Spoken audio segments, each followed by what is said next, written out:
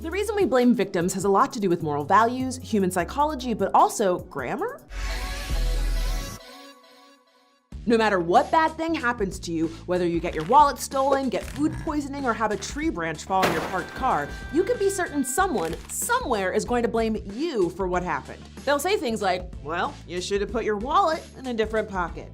Well, yeah, because you went to that restaurant. I would have parked somewhere else. You know what they say, trees, they'll get you.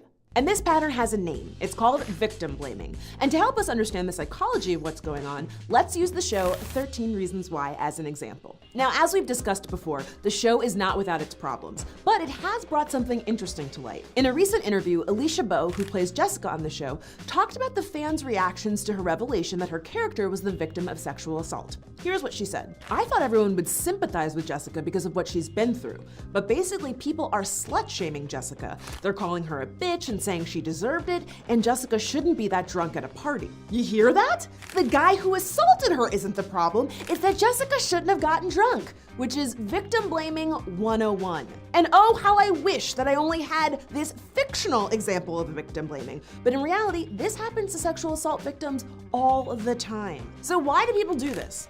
Short answer, some people are Longer answer? Well, let's take a step back and look at some psychological studies. In 1966, Dr. Melvin Lerner conducted a study where test subjects watched a victim receive electric shocks. In designing the study, Dr. Lerner made sure that his test subjects didn't know the victim was an actor, and he found something interesting. The less control the subjects had over stopping the electric shocks, the lower opinion they formed of the victim. In other words, when people couldn't help the person, they had to find a way to devalue them. This led Lerner to coin what is now known as the just world hypothesis, which is basically when people really want to believe that the universe is morally fair and that people get what they deserve. The reason why this belief is so common is actually pretty simple. It's a very comforting thought to believe that the world is fair and that if people just act right, they can control what happens to them. In fact, Lerner found that believing in the just world hypothesis helps people maintain their own personal well-being. You know why?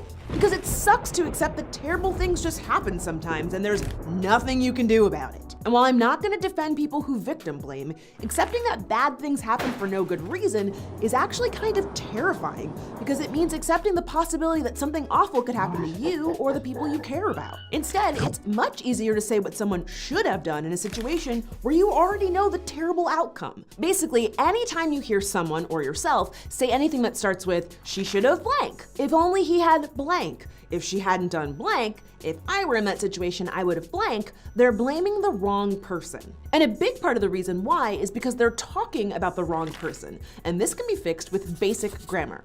What do I mean? A 2016 study narrated hypothetical crime scenarios to almost 1,000 participants. One of those scenarios wasn't that different from our 13 Reasons Why example. The scenario went like this. Lisa was approached by Dan at a party.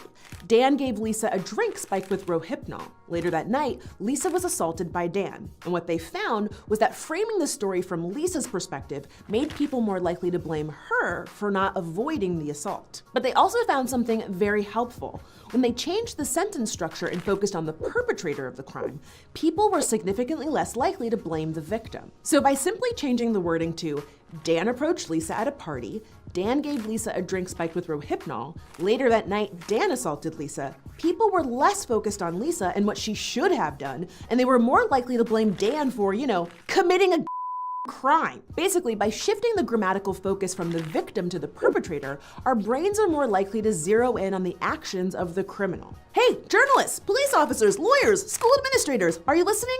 Focus on the perpetrator. At the end of the day, it's easier for people to dehumanize and blame those they can't help. But fortunately, by adjusting the way we talk about these awful events, we can help shift the perspectives of people around us and shift our own. Thanks for making our 5th season a great one. We'll see you next time right here on Decoded.